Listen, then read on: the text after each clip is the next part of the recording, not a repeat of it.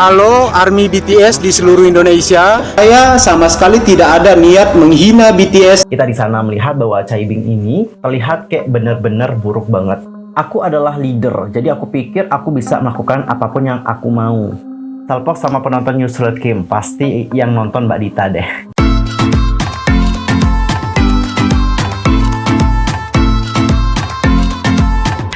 Annyeonghaseyo Chungudul, User Kim Imnida, welcome back to my YouTube channel. Nah, gimana kabar kalian hari ini? Baik-baik aja dong ya. Dan buat kalian yang lagi dalam kondisi nggak baik-baik aja, keep fighting guys, don't give up. Untuk hari ini kita akan membahas tentang topik-topik yang lagi hangat banget diperbincangkan oleh para K-popers. Apa aja sih topiknya?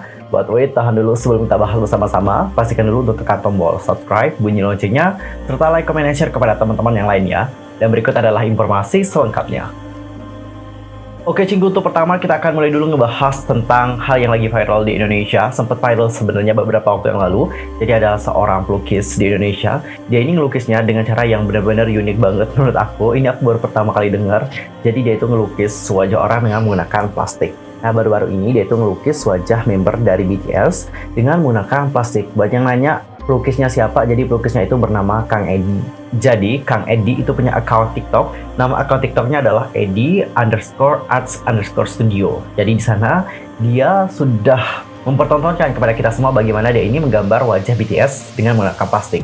Nah, sebenarnya pas awal-awal ya, mungkin banyak orang yang mengira bahwa Kang Edi ini telah menghina BTS karena Kang Edi di sini menggambar BTS dengan plastik. Dan seperti yang kalian tahu bahwa BTS ini memang seringkali dihina dengan plastik dan juga plastik. Kalau kalian sekarang buka TikTok dan juga sebagainya, kalian dapat menemukan berbagai orang yang toxic itu telah menghina BTS dengan sebutan plastik. Bahkan mereka juga kerap kali melakukan yang namanya plastik challenge untuk menghina BTS dan juga idol K-pop yang lain. Dan mereka berpikir bahwa mereka itu keren, tapi padahal sebenarnya nggak banget. Kayak banget gak sih? Gross. Well, kalau kita berbicara mengenai Kang Edi, sebenarnya Kang Edi itu nggak punya niatan untuk menghina BTS atau sebagainya, karena memang dia itu kerap kali melukis dengan menggunakan plastik. Jadi wajah orang yang digambar dengan plastik itu bukan hanya BTS, tapi juga udah banyak banget orang-orang yang digambar dengan menggunakan plastik.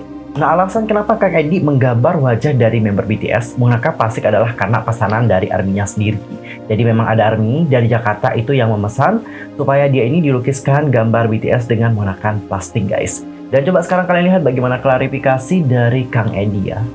Halo ARMY BTS di seluruh Indonesia. Saya melukis Kim Seojin dan Suga BTS adalah pesanan oleh dua orang ARMY BTS Jakarta. Mereka beli dan bayar. Sebagai pelukis saya harus profesional menerima pesanan lukisan mereka. Saya adalah pelukis dari limbah plastik sejak 6 tahun yang lalu.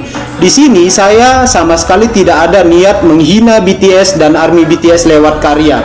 Jadi siapapun yang memesan lukisan kepada saya, maka secara profesional akan saya lukis dengan limbah plastik dan semua pesanan adalah berbayar, tidak gratis.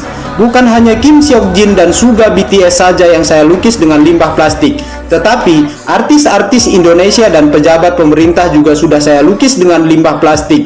Untuk lebih jelas, mohon lihat atau scroll PT-PT saya agar tidak ada salah paham. Terima kasih. Halo ARMY BTS di seluruh Indonesia. Ada yang mau nggak bro? Kita sama-sama belajar melukis menggunakan limbah plastik. Tapi jangan berpikir negatif dulu ya bro. Karena saya melukis Kim Seokjin dan Suga dengan plastik adalah bertujuan untuk mengurangi dampak negatif limbah plastik terhadap lingkungan. Jadi ikuti terus live streaming saya setiap hari ya bro, agar kalian bisa melihat proses membuat lukisan dengan bahan limbah plastik. Ini dia hasil lukisan salah satu personil BTS, yaitu Kim Seokjin, yang terbuat dari limbah plastik. Jadi untuk para ARMY BTS di seluruh Indonesia, ditunggu ya hasil lukisan Suga, dan mohon jangan salah paham. Saya melukis dengan limbah plastik sejak tahun 2016. Dan lukisan ini adalah pesanan salah satu ARMY BTS Jakarta.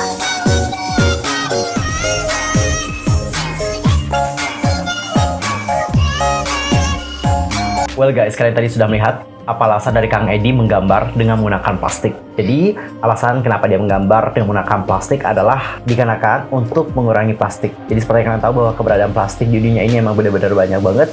setiap hari kita itu terus menggunakan plastik. Juga plastik mungkin tergunakan setiap hari. Jadi kalau plastik-plastik itu tidak digunakan kembali, ya ini juga akan mengakibatkan hal yang buruk terhadap bumi. Makanya dengan cara hal ini menurut aku ini juga dapat mengurangi jumlah plastik yang ada di dunia ini. Hebat banget sih ya Kang Edi, jenius banget.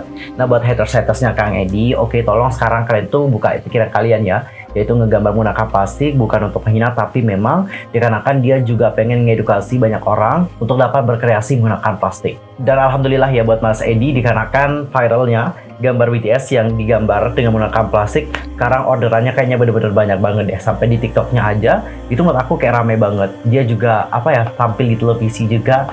Amazing banget ya guys. Ya meskipun pada awalnya sih mendapatkan banyak sekali hate comment ya, karena mereka mungkin tidak tahu alasan Mas Edi menggunakan hal tersebut. Tapi sekarang lihatlah impactnya. Waduh, bisnis Mas Edi makin maju dan juga berkembang, dan sekarang sudah dikenal oleh banyak orang. Amazing banget. Dan sekarang kita akan masuk ke topik yang kedua. Kali ini kita akan membahas tentang Dolls Planet 999. Untuk program tersebut baru-baru ini para penggemar itu kayak ramai banget memperbincangkan because ada hal yang terjadi lagi.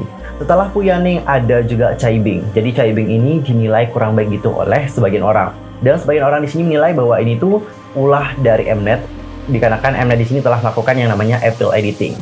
Well, buat kalian yang belum tahu apa yang terjadi, langsung aja nonton episode terbaru ya untuk tahu yang lebih jelas. Nah, aku di sini mau menyampaikan aja apa yang aku tonton. Jadi, dalam video penampilan, bukan video penampilan sih, tapi lebih tepatnya adalah video di balik bagaimana tim dari Little Mix yang salut ini itu akan membawa penampilan mereka seperti itu. Jadi dalam video behind the scene atau saat mereka melakukan latihan, kita di sana melihat bahwa Chaibing ini terlihat kayak bener-bener buruk banget. Buruk dalam artian kayak gini guys. Jadi Chaibing itu posisinya adalah sebagai leader, oke?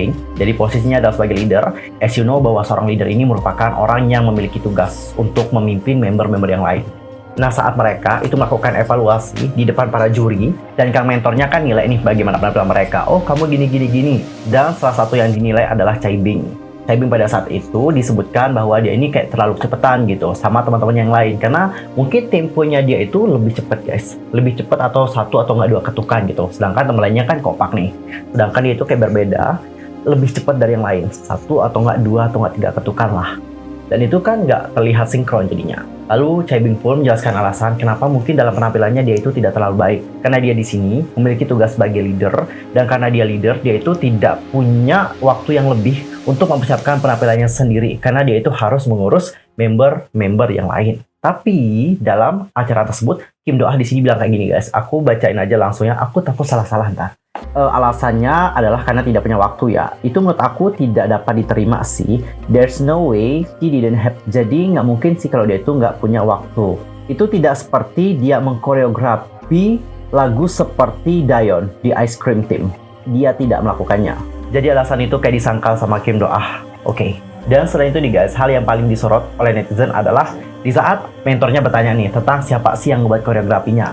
Nah pada saat itu Chaibing bilang, aku yang membuat koreografinya. Dan setelah itu ada juga kontestan yang lain yang bilang bahwa kita juga ngambil kok, kita juga ngambil bagian, kita juga ikut untuk membuat koreografi ini. Actually ini bukan hanya satu orang saja yang ngebuatnya, ya mungkin ada 4-5 orang yang ngebuat koreografinya. Dan puncak dari hal ini adalah saat ada salah satu di bagian koreografi. Jadi di bagian koreografinya itu mungkin harusnya diisi sama satu orang, tapi tiba-tiba kayak mau diisi sama 2 orang. Seperti itu. Dan pada saat itu juga, Chaibing ini bilang, aku adalah leader, jadi aku pikir aku bisa melakukan apapun yang aku mau. Don't voice your opinion anymore. Lalu di sini kontestan yang lain mulai dari Doah bilang, aku di sini sangat bingung. Kita sudah membuat keputusan sebelumnya. Aku tidak tahu kenapa dia melakukan hal tersebut. Kita di sini terus berbicara tentang hal yang sama. So, aku jadi sangat bingung. Jadi gitu nih guys, alasan kenapa Chaibing ini menjadi viral dan juga banyak sekali diperbincangkan oleh netizen. Jadi, saat mereka menonton episode tersebut, aku ngeliat-ngeliat di Twitter, itu banyak sekali mengungkapkan kecewaan mereka terhadap Chaibing. Pada awalnya, aku loh ngedukung Chaibing, tapi saat melihat hal ini, aku nggak nyangka Chaibing itu melakukan hal tersebut. Dan dikarenakan hal ini banyak sekali dari para penggemar yang mungkin di sini bertanya-tanya apakah si Chaibing ini dapat debut atau tidak. Karena seperti yang kalian tahu bahwa udah seperti ini, ya mungkin banyak dari orang yang nggak mau ngepo dia lagi gitu guys. Well, sebenarnya untuk masalah Caibing aku sih nggak mau ngejudge terlalu banyak banget ya. Memang ini tuh berdasarkan bagaimana pandangan dari setiap orang. Setiap orang itu punya pandangan yang berbeda-beda. Kalau aku secara pribadi sih nilainya kayak gini. Caibing itu kan kontestan di sini ya guys. Meskipun mereka mungkin sebuah tim gitu ya kan, tapi tidak bisa kita pungkiri semua orang di sini memang bersaing untuk menjadi yang teratas seperti itu. Jadi kalau ada hal-hal seperti ini biasanya menurut aku emang hal yang lumrah terjadi di antara sebuah grup kayak gitu. Kalau kalian mungkin sering melihat bagaimana realita dalam sebuah kelompok, kalau ada yang namanya konflik-konflik yang seperti ini, itu memang kerap kali terjadi guys. Kenapa hal ini dapat terjadi? Alasannya banyak banget. Yang pertama, mungkin dikarenakan stres seperti itu. Karena mereka stres, takut nanti pas nampil nggak melakukan yang terbaik. Yang kedua di sini mereka pasti pengen menonjol di antara yang lain. Dan sebenarnya masih banyak alasan-alasan yang lain yang dapat terjadi dikarenakan hal tersebut. Ini tuh cuma pandangan gitu untuk kalian semua bahwa hal-hal seperti ini memang kerap kali terjadi gitu dalam sebuah kelompok. Serius. Makanya aku nggak terlalu terkejut sih saat melihat hal ini. Nggak terlalu terkejut. Because aku sudah melihat beberapa hal yang terjadi di kelompok-kelompok yang lain dan juga mereka kerap kali berdebat kalau mereka mau melakukan sebuah penampilan. So, bagaimana pendapat kalian tentang hal yang satu ini? Langsung saja komen di kolom komentar ya guys. Well guys, untuk topik yang terakhir, kali ini aku akan memberikan klarifikasi sebenarnya terhadap video yang sudah dibuat di TikTok. Jadi ada kakak di sini yang ngebuat video TikTok judulnya kayak gini, Salpok sama penonton Nusrat Kim, pasti yang nonton Mbak Dita deh. Kayak gitu guys. Kenapa dia di sini menyebutkan bahwa video aku ditonton oleh Kak Dita? Jadi dapat kalian lihat di sini di bagian atas, penonton Secret Number juga menonton channel ini. Oke, dapat diperhatikan penonton Secret Number juga menonton channel ini. Which means di sini dia itu berpendapat bahwa oh, Secret Number juga nonton. Tapi sebenarnya ini tuh adalah sesuatu hal yang keliru guys. Kenapa keliru? Karena sebenarnya ini tuh penontonnya Secret Number, bukan Secret Number-nya. Oke, jadi Secret Number itu kan punya penonton-penonton. Nah, penonton-penonton Secret Number inilah yang menonton channel aku. Jadi bukan Secret Number-nya yang nonton atau Kaditanya yang nonton, tapi penonton dari channel Secret Number lah yang menonton video aku. Gitu guys, sekarang udah clear ya tentang hal tersebut. Dan sini aku juga akan ngajakin kalian semua para laki untuk melihat kebaikan-kebaikan yang telah dibuat oleh Bapak Fine Entertainment. Coba kita lihat apa kebaikan dari beliau kepada artis-artisnya, terutama kepada Secret Number. Yang pertama adalah saat melakukan live, mereka itu kayak nutup dari sini misalnya, kan ada nih agensi-agensi yang memang sengaja menyuruh artisnya, buka dong gitu. Tapi mereka enggak, mereka kayak nutup gitu guys. Bagus banget, alhamdulillah ya. Yang kedua di sini, para laki itu juga menilai bahwa babeh dari Fine ini itu memberikan kebebasan untuk para member Secret Number memakan apapun yang mereka mau gitu. Bahkan katanya Jinny juga pernah memesan pizza loh saat malam. Seperti yang kita tahu bahwa pizza kan punya banyak banget kalori atau apalah itu ya kan, dan ini juga dapat membuat kita menjadi gemuk. Tapi di sini babehnya itu ngizinin aja. Dan selain itu saat mereka melakukan promosi, para member Secret Number juga tetap bisa kok makan apa yang mereka mau. Junk food jadi mereka juga makan. Padahal ya guys, kalau artis melakukan yang namanya promosi itu bener-bener makanannya dijaga banget loh. Nggak boleh makan makanan yang banyak kalori dan juga lemak. Apalagi memakan makanan junk food. Itu bener-bener kayak nggak boleh banget sih. Dan ternyata nggak guys, ternyata di sini ya wakil presiden dari Fine Entertainment itu seringkali mentraktir member dari Secret Number. And the last, tapi bukan yang terakhir banget, Secret Number meskipun baru debut ya, tapi pakaian dan juga aksesori mereka itu nggak main-main. Kita misalnya lihat dari pakaiannya Lea. Pakaiannya Lea ini adalah Balmain Paris.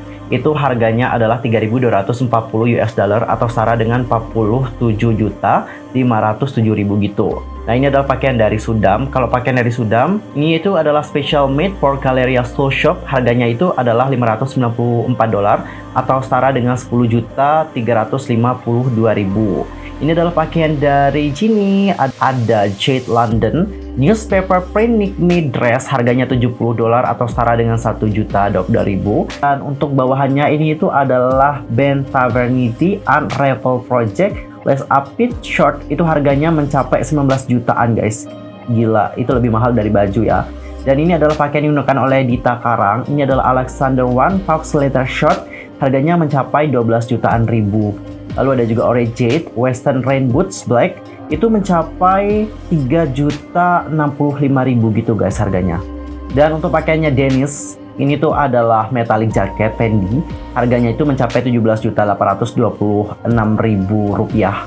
Well guys, tadi aku sudah ngebahas tentang kebaikan-kebaikan dari babeh Secret Number. Nah, gimana opini kalian tentang hal yang satu ini? Langsung saja sampaikan di kolom komentar. Oke guys, sekian aja untuk hari ini ya. See you next time di video berikutnya. I'm Yusuf Kim Hamid. Aku mohon maaf sekali lagi kalau ada kesalahan baik dalam ucapan, sikap, tindakan, dan sebagainya. I'm sorry banget. Dan mungkin ada kesalahan informasi, jangan sungkan-sungkan untuk koreksi aku dengan cara komen di bawah.